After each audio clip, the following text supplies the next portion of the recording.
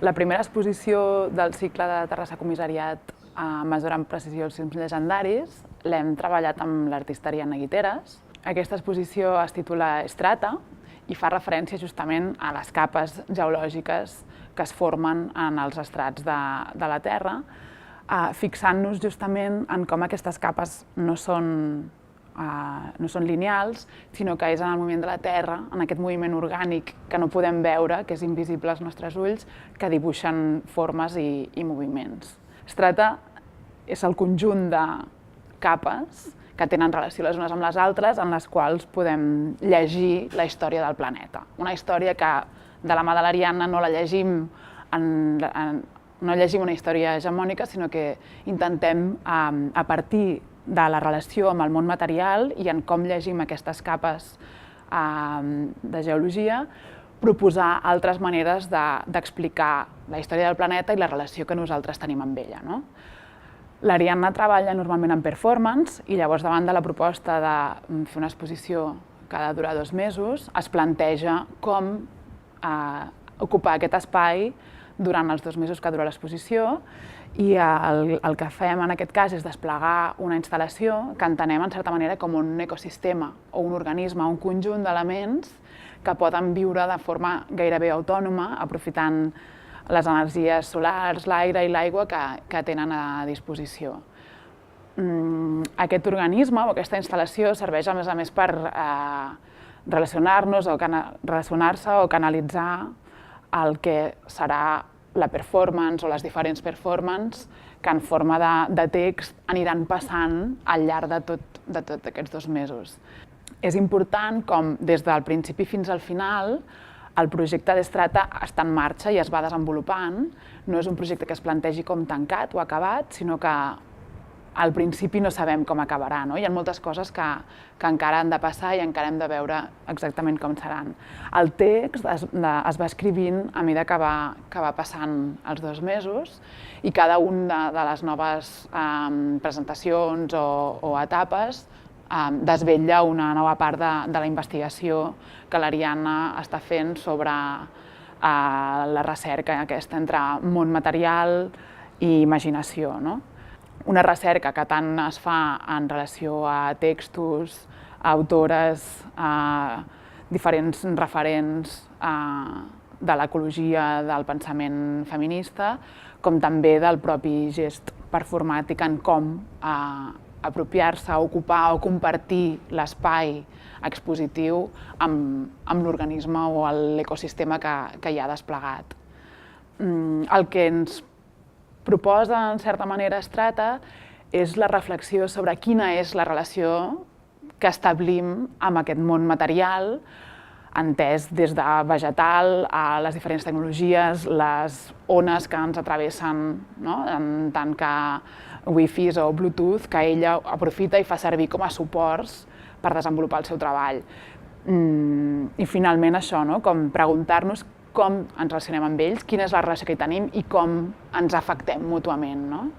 En aquest marc de pensar com el món material imagina o produeix coneixement, la performance i el text de l'Ariadna Guiteras el que fa és encaminar una reflexió en aquest sentit, de com el món material produeix també coneixement a través nostre i nosaltres a través seu, com en un intercanvi gairebé ecosistèmic o ecològic entre uns i altres.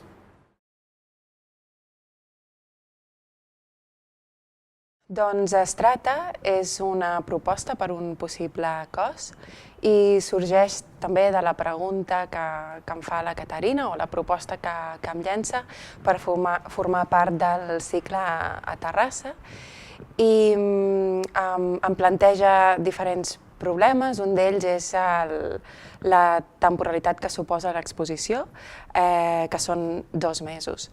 Jo fins aleshores havia estat treballant amb performance, també amb instal·lació, però no m'havia enfrontat mai a una temporalitat tan llarga i és a partir d'aquí i també d'aquesta proposta que em llença la Caterina a partir del que ella anomena la imaginació material, que em permet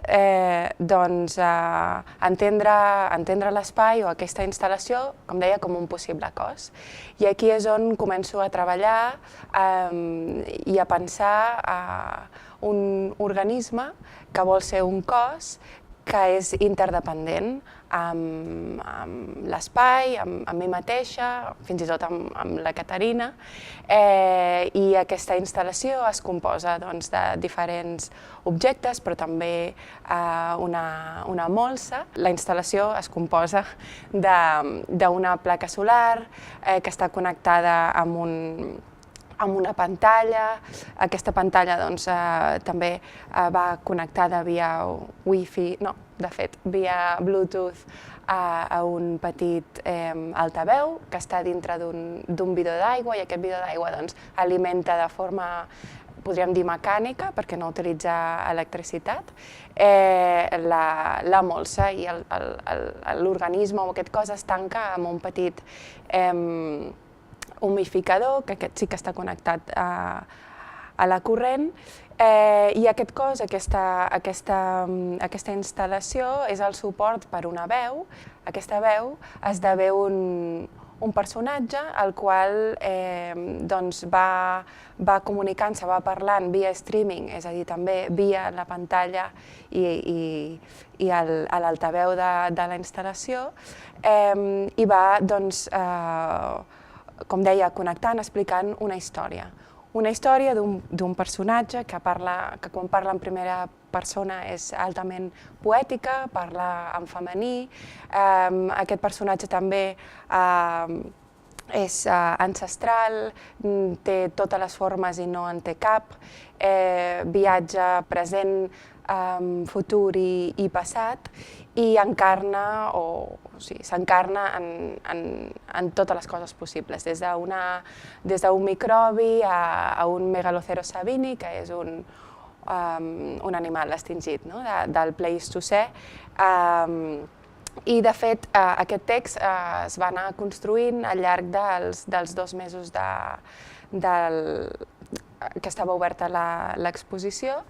Es tracta, el títol ve dels estrats geològics, i altra vegada, i tornant cap a la proposta que em feia la Caterina de pensar a través dels materials, d'aplicar aquesta imaginació material, el que m'oferien aquests estrats era un tipus de temporalitat no lineal. Normalment, quan ens imaginem aquests estrats sota la Terra, sempre ens els imaginem des de més antic a més nou. Pensem que el Juràssic està tocant més al fons de la Terra i que el Pleistocè o l'actualitat la tenim a dalt de tot, a la que nosaltres podem tocar. Però la Terra es mou degut al moviment de les plaques tectòniques, i és la mateixa Terra la que genera un trencament o plegaments, o de fet diferents tipus de formacions dintre d'aquesta lectura dels estrats. Podríem dir lectura, però en realitat dintre d'aquesta materialitat que prenen els estrats. Això vol dir que si féssim un forat cap a baix i anéssim a mirar a veure què hi ha a sota, molt probablement no ens trobaríem la història ordenada d'una forma linear, la història material. No està ordenada d'una forma lineal, sinó que probablement ens trobem algun tipus de plegament que col·loqui el passat més passat en un present més proper i a la inversa. Això el que m'oferia a mi era un plantejament de la història no hegemònic. I aquesta no hegemonia de la història o dels relats o de les narratives és una feina o un treball que des dels feminismes s'ha portat fent, no? S'ha portat reivindicant una manera no lineal d'entendre el temps. Quan entenem el temps d'una manera lineal acabem sempre amb una idea molt progressista, no? Acabem també amb una lògica extractivista, amb una lògica al final capitalista. Entendre el temps d'una forma ancestral o d'una forma circular permet estar en constant revisió del present, no? I això doncs, considero que és profundament feminista. I aquí doncs, la meva alegria en descobrir que el que em proposava la Caterina doncs, també podia tenir una aproximació des d'aquest camp. És aquesta proposta no lineal, aquesta temporalitat que no vol ser lineal i que la veiem reflectida en els estrats, la que em permet construir el text de la performance. Com deia abans, la instal·lació jo la vaig entendre o l'entenc com a un possible cos, i aquí ve una pregunta important, i és doncs, si un cos no està delimitat per aquesta pell, o si el que tenim al davant és un cos, com aquest cos performa, no? I d'aquí ve la construcció de la veu i d'aquest personatge que, com deia tota l'estona, es mou en el temps, altra vegada relacionant-ho amb una temporalitat circular, no lineal o ancestral. Two conjoined rock formations dating, respectively, from the Silurian and Devonian eras and 1970s plastic sound. A romantic story of polyamory in the Anthropocene. La veu, the voice now, is now surprised about the whole situation. She finds herself surrounded by sex, death, but not decay, deep time, and true love. Algunes de les fonts del text o algunes de les parts del text o de les encarnacions que pren la veu estan basades en una realitat material, que són els fòssils que es van trobar a Terrassa ara fa uns anys, però molt a prop de l'espai on està l'exposició es van trobar tota una sèrie de fòssils datats del Pleistocè, i és d'aquí on surten personatges, però també entorns descrits dintre d'aquest guió, del que diu la veu, que estan basats en tot allò que es va trobar a Terrassa en el Pleistocè. I aquí entra el Megaloceros sabini o la Pachyrhocutta, que és una hiena també que ja no existeix, o fins i tot petites bactèries o vegetació que hi havia llavors. La veu no deixa de ser un personatge, però alhora no deixa de ser interdependent a l'organisme, al cos i a mi mateixa. La construcció de la veu parteix de, com deia, diferents espai-temps. Alguns requereixen d'especulació cap a futur, d'altres d'especulació cap a baix, a través dels materials que s'han trobat, i d'altres formen part de construir aquest personatge. Aquest personatge, com deia, quan parla en primera persona, parla en femení, ja que estem davant d'una veu que vol ser o que és ancestral, i també la veu és multilingüe, parla anglès, català, castellà i llatí, depenent també de l'espai-temps en el que ell es trobi. I una cosa que em semblava també interessant treballar és com podem multiplicar aquest espai-temps.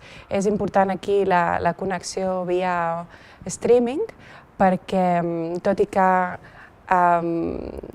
Físicament, al final, jo vaig estar sempre a l'espai, qui escoltava a la veu no necessitava d'estar en aquell espai. La veu està composta, com deia, per diferents espais, temps, és bactèria, és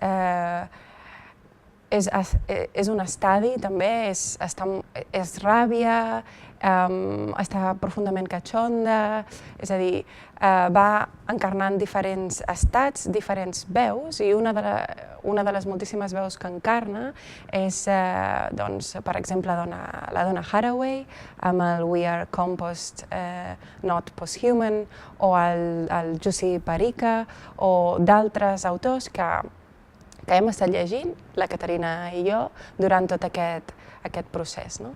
Doncs al final Strata el que és una proposta, és a dir, el que vol ser és propositiva.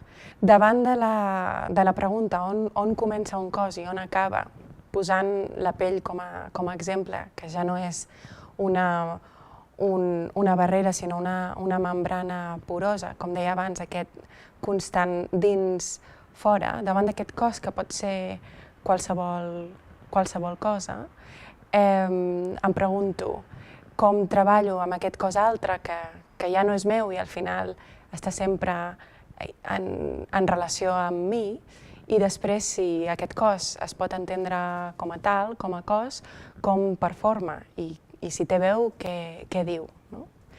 I així és com vam posar una mica el marc en el que vam treballar aquesta instal·lació, altra vegada aquest cos i després aquesta performance, aquest text que es va anar construint al llarg dels 2 mesos. Que això també és important en entendre que era totalment, o que era una proposta que s'anava desenvolupant al llarg del temps i que ens enfrontàvem a un futur text o a una possibilitat que no sabíem quina seria fins arribat al final.